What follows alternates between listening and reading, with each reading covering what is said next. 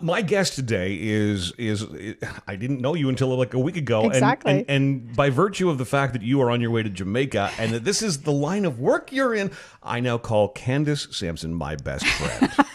A lot of people call me their best friend. Right? So you're Ottawa's travel expert. You're the go-to. If I want to know about any location, pretty much anywhere in the world, be it a cruise, be it a vacation destination, chances are you've been there and done that, right? I would say I have a lot of experience. I wouldn't say everywhere, but I would say I definitely have a lot of experience. I've worked with Sunwing Vacations for a few years on their family vacation panel. So I have a lot of experience with the resorts and the destinations that they offer.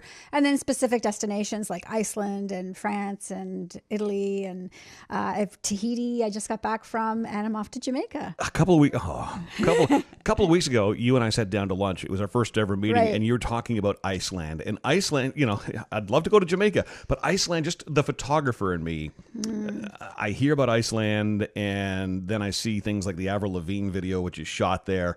You had a great time in Iceland. Iceland is, I loved Iceland. However, we talked about this, but it was a very personal journey for my daughters and I when we went. I had just left my husband. We were, and it was, so for us, it was a very personal journey. And so when we arrived in Iceland, it was July. It was 23 hours of daylight, which is really weird getting used to. I don't know if you've ever been in that situation where That's interesting because I think, we think of, northern Canada and we think of 23 hours of darkness. Yes. Well, they have that as well in the winter. Oh, okay. But in the summer, they have 22 hours. And at some point, they have 24 hours of daylight. It's really a bizarre feeling to get used to. So when we arrived, we were sad and we were, there for each other. But we would get up at, because it's just things were just off for us. Yeah. But because it was daylight at 1 a.m, we'd get up and go have a hot dog, downtown Iceland. I mean, you can use curtains and stuff to black it out, but it still affects you, does it? Yeah, it's still, and really the Airbnb we were in, they didn't have the blackout curtains, so it really was daylight. And so it was a weird sort of journey for us. And then, but amazing place. And it was, we rented a car, and which I would recommend everybody do in Iceland. Don't spend money on tours because, it's super drivable, especially if you're Canadian. Right. You can drive in Iceland. You'll be fine. Oh, no, a little bit of snow. I think I can do this. And so you're good to drive in Iceland. And, there's this famous place called the Golden Circle that you can do. And you drive around it and you can do Gullfoss Falls. And there's the geysers, that they kind of the water that flows up. Yep. And my teenage daughter makes me laugh because she's got a still picture of the geyser at various levels. It's starting to bubble, and then blows. And then so she's got it on her Instagram as my mom getting mad. The stages of my mom getting mad. Yes. I've been privy to a couple of the quick phone calls you've had with your kids. So just the bubbling and then the bubbling. And then we went and we saw, and when you're driving, of course, you get to stop on your own. Yeah. And so we would be driving and we would see the Icelandic horses. I don't know if you've ever seen them, but they're just beautiful horses with these gorgeous manes. And we could stop on the side of the road and take pictures of them. Oh. And it was really, Iceland is an incredible place. We did it for 4 days. I don't know if I'd want to do much longer. Okay. But I really loved it. But that's valuable information to someone. And this is why, and we should, how do people get in touch with you if they want to, pick your brain on, where they're thinking about going? Well, I have a website, lifeinpleasantville.com. And Lifeinpleasantville.com. Yeah. Oh, I love that. Yeah. Well, for me, it's that I think, I don't know if you've ever heard this story. It's a fable about a man who is traveling along a road, and he runs into this villager, and he says to the villager, what are the people in the town, ahead like? And he said, the man said, well, how did you find them in the town behind? And he said, well, they were rude and they were mean and they were awful. And he said, you're going to find them much the same up ahead. And then pretty soon another traveler comes along and he runs into the same man, and he says, how are the people in the town ahead? And he said, and he said, well, how were the people behind you? And he said, they were wonderful. They were welcoming and nice. He said, you're going to find them much the same up ahead. And for me, that's always my view, is that I think wherever you are is Pleasantville, that people are people wherever we are. And so that is for travel, is that wherever my feet are, that's where I'm happiest. I love that. That is why I called it that. So yeah, so that's the kind of thing. So if I'm planning a trip, let's say to Iceland, Yep. okay, and I'm sure there are destinations like Iceland where it's drivable, but I'm sure there's other places where you would recommend no, stick to the tour bus, stick to the resort. Paris. Don't even try. I've heard that about Paris. Now, I had the benefit. My brother-in-law was in Paris for a 4-year posting, so I would hear the horror stories. Yeah. And they had a car. Yeah. They never used it. I think it's much like New York and Paris, really. You might have a car, but you're not going to drive it, right? And Paris is super Unless doable. you want to get out of Paris and go see the countryside. Right. Yeah. I mean, and within Paris, it's super doable on the metro, probably, and also the most economical way to get around. Right, sure. And with Uber now, really, your Uber app goes all over the world. I was surprised. We went to Holland last year, and when we arrived, I pulled up my Uber app, and it worked right away in Holland. And I was just... Isn't that great? Yeah, it's great, this technology. Instead of having to search for a cab company or a car company, it's just right there on your phone. Or download a specific app for Holland. It works wherever you are. So that's one of the great things about is using Uber around the world. But you wouldn't want to rent a car in Paris or Rome. Rome was also very intimidating, I think, for driving. Talk about, because in Paris, they drive on the same side of the road as we do here in North America, but all of a sudden, a few hours down the road, you're in England. So how much of a challenge, how many horror stories do you hear from people who go to England and Ireland and, the UK, and they've got to drive on the opposite side of the road? How difficult is that? I don't know about horror stories. I remember my parents telling me once they went to England and they rented a car, and the person who was driving went out and jumped in the car and got in to drive, and he jumped in on the passenger side. I would do that. And I think that's something that most people do. I would absolutely do that. But I think once you're in the moment, I think you're obviously aware of the road, and it may take you a bit to get used to it, but you'll and I think because you drive every day here, it becomes somewhat intuitive, which may be part of the problem with driving here. But you really have to think it through because there's a lot of things that are backwards there. Well, I think it has a lot to do with your confidence level as well, right? Like if you're confident that you can do it, then you'll probably be able to do it, right? I would not feel comfortable doing it. However, I said that about driving an RV, and I recently just rented and drove an RV for the first time. That's awesome. Which was scary, and I felt totally out of my element, but I did it, and it was good. So now I feel I can conquer maybe different things. So I would feel confident that I could download the Uber app. You've got that. I've never used Uber. Oh, it's great. I love Uber or Lyft. Lyft is another one. I don't know if Lyft is here yet, though. It's in the States. It is. But it is. Is it? Yeah. But you know what? Guest after guest after guest comes here to do podcasts with me or with other people who are doing podcasts through BTR, and none of them are taking cabs anymore. It is Uber all the time. I can't remember. I think the last time I took a cab was in New York City. I'm the only. Sorry. So Capital Taxi. I'm still on your side, apparently. But I do know, I think that the taxi companies now have apps as well, right? Probably. Yeah, I think. I still call them. Oh, you still call? Yeah, that old-fashioned calling. I think they do have apps as well now. So probably do. Yeah. So Jamaica is next on your list. Yes. And you're going, this is not it is a vacation by virtue of the fact you're going to Jamaica, but this is part of... You're on a research expedition. I am going to research the Sandals resorts there. Oh, wow. Yes, I'm super excited. I've actually been to Jamaica a dozen times over the years, over my life. It's one of my favorite islands. I love the people. I really love the food in Jamaica. I can't stress this enough. You could be at a 2-star or a 5-star, and you're going to get a good meal. Really? In Jamaica. Amazing. The food is just really good in Jamaica. So, and we'll come back to Jamaica, but I've not been to Jamaica. I've been to Cuba. I've been to Dominican. I've been to, I want to say Barbados or Bahamas. It was such a blur. It was a day at the beach contest thing, and we were drunk. So one of the islands that starts with B, and they were wonderful. It was a Sandals. I remember that. But is a 2-star different in one country versus another country? I think so, for sure. I think Cuba is an excellent example of that. Is that a 5-star in Cuba is not going to be like a 5-star in Jamaica or a 5-star in St. Lucia. You're going to have different experiences at them. And Cuba is also a bit of an outlier. Boy, that's open to interpretation, isn't it? Well, Cuba's a bit of an outlier because... I'm sure you've heard this, but food in Cuba is really the biggest hurdle for most people. That's not to say you shouldn't go to Cuba, But if it's what you base your entire vacation around, then you may not get the most out of Cuba. Right. Cuba is very basic. It's a lot of chicken. It's a lot of pork. Right, The and beef and is... some I find it's very bland Yep. on the resorts. Yep. You can get some fantastic meals out at restaurants if you're willing to go off the resort. Okay. There's fabulous food to be found in Cuba. It's just not necessarily in the resort, which Okay. I think they have challenges with the supply chain and all those things. I mean, they are a communist country, so there's a lot of things that they don't have easy access to.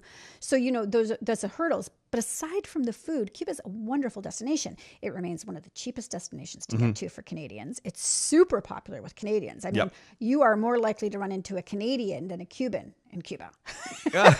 This time of year, they're everywhere. Right? Yeah. It really is our second home. But it is a unique vacation in Cuba, too, because the Americans still are not, they're not there. So, Well, you may run into a few of them, but they really have to, they used to. I don't know if have they reverted back to that? I'm not sure. But this is where I'm, yeah, I'm not sure if they've reverted back, but I know that at one point, if an American wanted to go to Cuba, they had to travel outside of the United States and then find a different entry point into Cuba. Okay, so they could go, they just couldn't go They from couldn't the go States. from the States. So they would okay. travel to Canada, and then they would go from Canada to And by the way, to Cuba. my American friends and my American listeners, I mean no disrespect. It's just, I mean, you're everywhere. And it's really quite fascinating to go somewhere where all of a sudden you take the Yeah. American factor out. Yep. And, like you said, you're talking with a lot of Canadians and a lot of Europeans as well. Yeah, and also in Cuba, a lot of Chinese Okay. people are there. It's huge, actually. There's a huge Chinese tourist population there. And they actually have a school there as well, like a Chinese school there. So, yeah, you'll see a lot Wow. of, yeah. So there's a lot of different cultures that you'll mix with there. And Dominican Republic, one of the major cultures I noticed was Russians. Interesting. Yeah, which was in the Dominican, which is, so yeah, so you're that's the other great thing about travel is meeting all these different cultures and running into people from all around the world. See, Yeah. I had the benefit in Cuba. Our room wasn't ready, and there was another couple. They were from Winnipeg, and their room wasn't ready. So we got to talking. A few hours later, we've got our rooms fine, and he comes toddling back, and he's got a couple of guys in tow. Like Jean-Guy and Jean-Marc or whatever, but a couple of guys from France. So here's this guy from Winnipeg. He doesn't speak any French. They're from France and they don't speak any English, but they've been hanging out together most of the afternoon. They come up, sit down, and he introduces me to them, and I said, "Oh, bonjour," and he goes, "Oh, tell me you speak French," and I said, "Well, yes." So I spent the entire afternoon. This guy the guy from Winnipeg was so curious about their views on politics Right. and the Iraq War, etc. And so I spent the entire afternoon, evening, and well into the overnight translating from English to French to English. I was the entire conversation. But that's one of the best But things I about it. learned so much from that. Right. Yeah. So when we went to Tahiti, we stayed at one of the places we stayed in a guest house, which are very popular in Tahiti. They're not like an Airbnb. They're more like a bed and breakfast, but it is a real, almost an exchange experience that you So get. is it part of somebody's home then? Yeah. Okay. So we stayed with this family, and there was, the mom and dad and their 5 children, and we stayed in their house, and we had breakfast, lunch, and dinner there. And, at first it felt a little odd staying there. It was a different experience. We're used to a hotel and not being able to talk to somebody, right?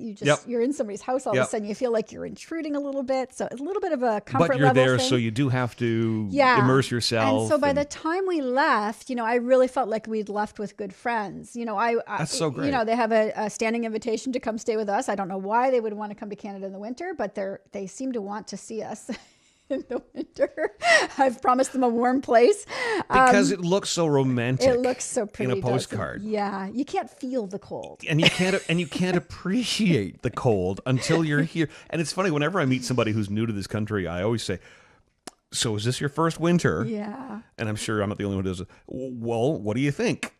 And it's just like, hey, I'm born and raised here. I don't like it either. But Yeah, it's got some to be a people- big adjustment. Some people do. They really enjoy it because it's just so different from what they've ever witnessed. I grew up here, and I honestly, until I was 44, really, I despised winter. I dreaded it every year. I just was not interested. And then I thought, you know what?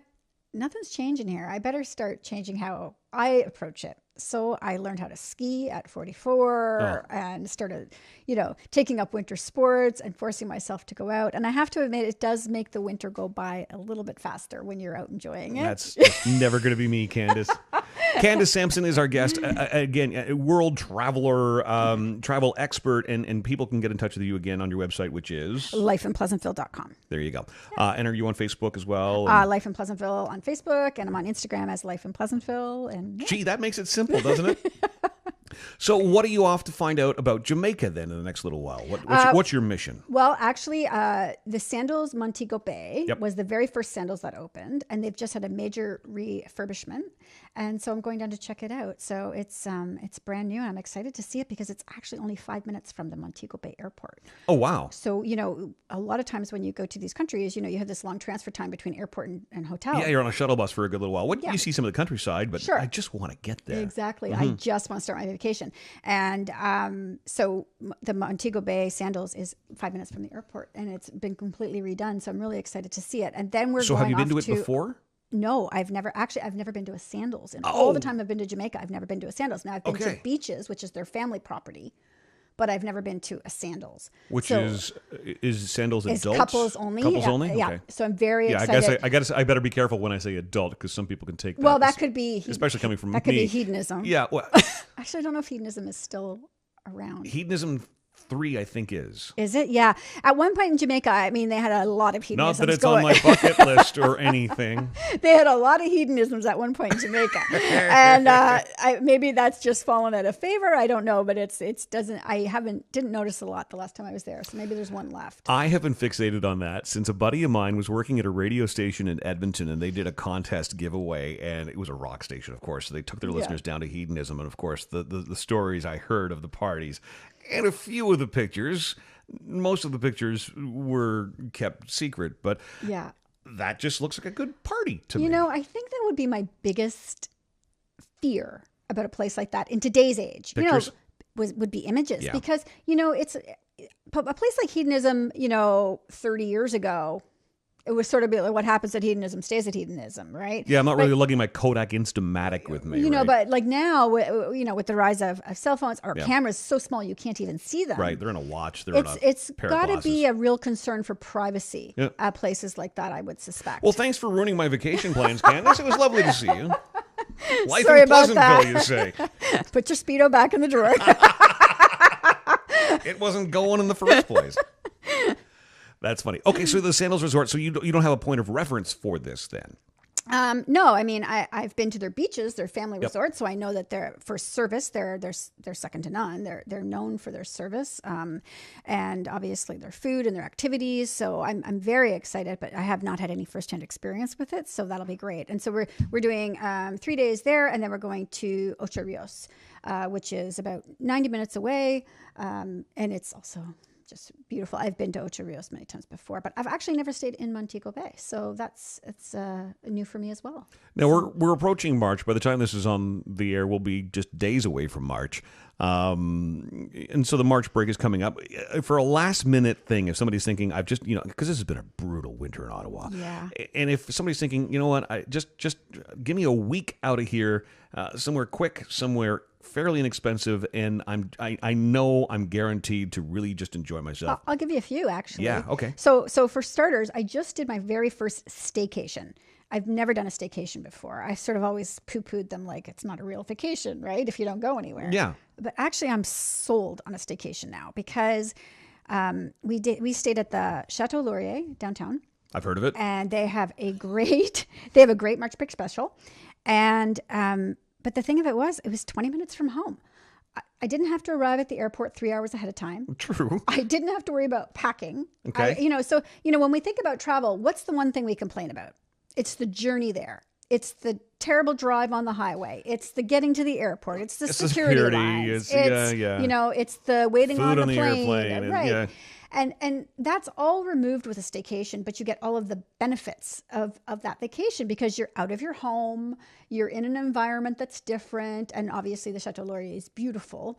So, you're getting this gorgeous, aesthetically pleasing environment with great food. They've got a pool, and you're close to all of these things that you can do downtown. And I think, and this is the same no matter where you live. Like if you live in Toronto, when's the last time you went to the CN Tower? If you live in Ottawa, when's the last time you really went exploring like the National Gallery or Parliament Hill or the new Senate or any of these things we've got downtown? Yep.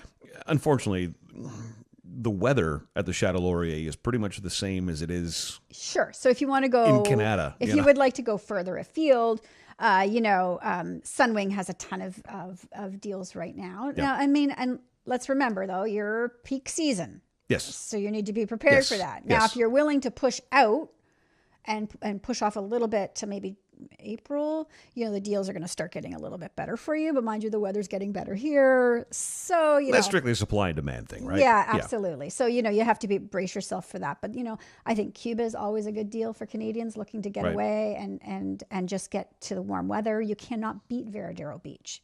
It's beautiful. Yeah, it is. It's white sand, blue water. It's warm.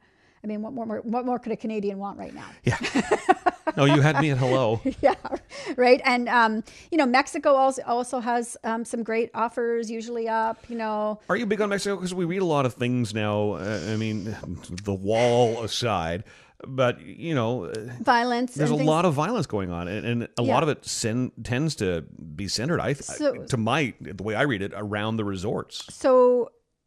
Last year we went to Los Cabos, and we'd heard a lot about violence and whatnot. And I think sometimes it's our perspective of if I was somebody coming from Mexico and I was reading about gun violence in Ottawa, I would probably be leery of coming to Ottawa.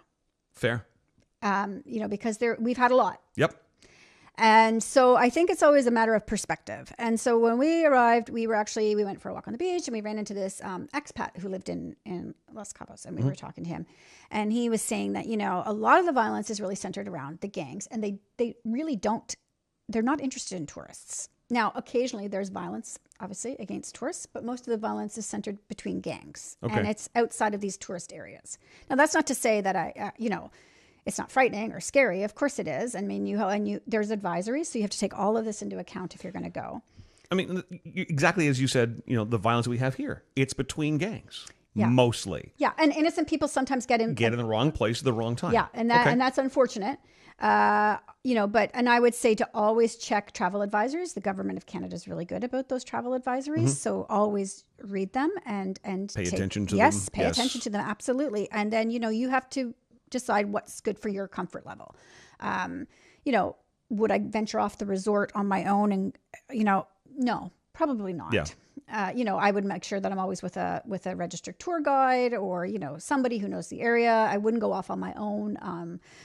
But I don't know that I would do those things anywhere. Yeah, well, I was just going to say because seems common sense. Because I've not been to Mexico, I've heard nothing but fantastic things from people who've been on vacation in Mexico. But when you're talking about that, I remember our vacation to Dominican Republic, and at the entrance to every single resort, you had armed guards. Mm-hmm. And at first, you're kind of like, okay, I don't really sort of want to wander off here. Yeah. And why would you? Once you're on the resort, there's really not a lot of reason to want to go anywhere. Yeah. And, I remember going to Cuba 20 years ago, and it was a scuba diving trip. And when we would go out scuba diving, there would be an armed soldier on the dock watching us get in the boat.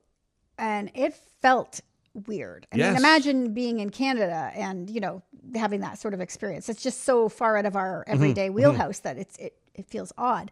So these are just different things that when you travel, obviously, that you run into. And it's about your comfort level. But again, in Mexico or anywhere you go, I would always check the advisories. You have to decide how comfortable you are. You have to decide what you're going to do off the resort. And you have to be aware of your surroundings all the time. These are just basic things you have to do no matter. That's life. Wherever you go. Right? Yeah. Candace Sampson is our guest, and you're off to Jamaica, and how long you're there for? What, a week? A week, yes. And then do you do your writing when you're on vacation, or do you wait until you're back? No, I do a lot of social media when I'm in destination. Okay. So I'll share a lot of pictures on Instagram, and I'll do Instagram stories and sort of share what the experiences is as I'm there. And then, and I write while I'm there. I talk into my phone a lot and sort of write the story, you know. I love that there's an app for that, right? There is. Yes. So that's how I write a lot as I talk into my phone and sort of write the story in my head. And then when I get home, you know, you're basically editing. I'm editing it and writing it and figuring out how I want that to look. And depending where it's going to go, if it's going to go, you know, on a radio show or a TV segment, or if I'm going to write about it, how I will fix that. And it's different audiences too, right? Am I appealing to a family? Am I appealing to couples? What's, you know. That's interesting. Yeah, you can take the same trip and really write it from the perspective of 3 or 4 different demographics. Well, sure. I mean, that's awesome. I hadn't even thought of that. As a couple's destination, I mean, every parent is looking for an escape, right, from their kids. I mean, whether you want to admit it or not, a lot of parents need a break, and they're willing to go. So I would write that from the perspective of, listen, if you're a parent and you're looking for a getaway, a true getaway. You don't go to a resort with a bunch of kids around. Yeah, don't go to Circus in Las Vegas, kids. There are other hotels to consider. You go to a resort where there are no children, because you don't want to. Not only do you want to listen to yours, you don't want to listen to other people's children, right? So there's that perspective, and then there's the perspective of people who are, you know, empty nesters, and you know, they're done. They don't want to listen to kids necessarily either. They probably don't necessarily want to be with a whole bunch of old folks either, right? They're looking for that sort of happy medium. Yeah. Neat. So so there's definitely different lenses you can look through every bit of travel for. So people should absolutely bookmark your website if they're thinking of going. And I know you. This is our second conversation. You are incredibly approachable, and you invite people too to ask you questions, don't you? Oh, absolutely. Yeah. I encourage it. I mean, I'm honest about, you know, where I think you should go and what you should do. I try not to put too much of my own spin or take on something, like if I really loved a meal or didn't love a meal, because that's really subjective. Right? Yeah. And people like different things. And you see, I'm like that too when you read reviews. Like, you know, somebody be complaining that, you know, the toaster didn't work in the hotel room and it ruined their whole vacation. Oh, well, this is it, right? Like, okay, well, why are you making toast in your hotel room? Like, nothing drives me crazier than TripAdvisor, because, you know, it's great, but sometimes you read the elevator wasn't working one morning and it ruined the whole 5 weeks. You know, or somebody will call to a travel company and complain.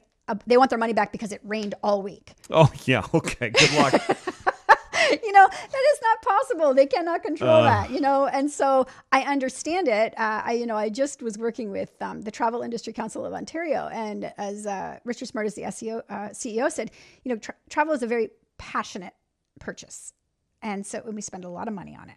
So, of course, when things don't go right, you know, we get very But there's no guarantees. Of course. So so it's very interesting to hear people's perspective. Funny, aren't we, humans? We really are. Yeah, absolutely. Wonderful chatting with you. Enjoy Jamaica, and we'll of course log on and we'll want to follow your adventures. And I think it's, you know, thank you for being our go-to travel person. We finally have a travel person on blasttheradio.com. I feel like it's neat to be talking to so many different people from different walks of life. And of course, people are probably familiar with seeing you on CTV and hearing you on other radio stations. There's still nothing me. I know there are other radio stations. I don't often like to admit that, but there are. Candace Sampson, and again, your website and social media, etc., is lifeinpleasantville.com and Life in Pleasantville on Facebook and Instagram.